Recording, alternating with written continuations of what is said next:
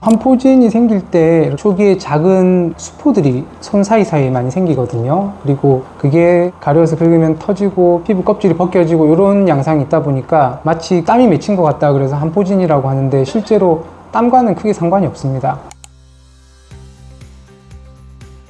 한포진 생기신 분들 이렇게 진료를 하다 보면 손발이 차다는 말씀을 많이 하는 경우가 많아요. 근데 그냥 손발이 차다고만 해서 꼭 한포진이 생기거나 하지는 않습니다. 내가 피부가 약하거나 혹은 피부에 어떤 증상이 생길 만한 체질적인 부분이나 유전적 요인이 있다라면 손발 찬 부분이 한포진으로 이어질 수 있는데, 그렇지 않다면 그냥 손발이 찬 수준에서 끝낼 수 있거든요. 다만 손발이 차다는 것 자체가 말초순환이 잘 안 되고 있다는 뜻이기 때문에 한포진이 생길 확률이 높다고는 말씀드릴 수 있겠습니다.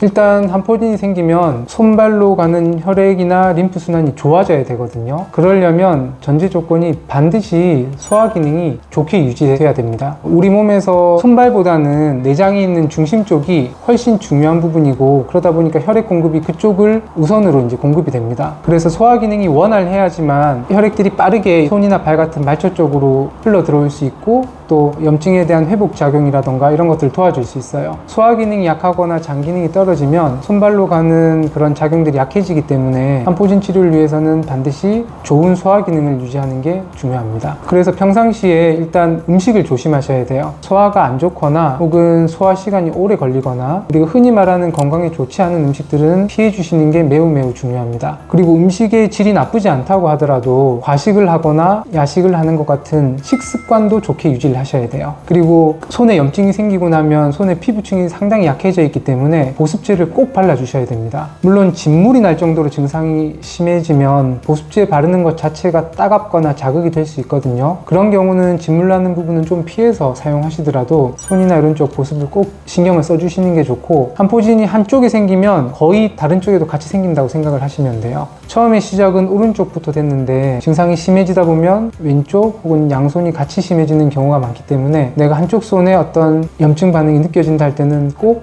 다른 쪽까지도 미리미리 보습을 해서 증상이 악화되는 걸 막아주시는 게 좋습니다. 구독, 좋아요, 알림 설정 부탁드립니다.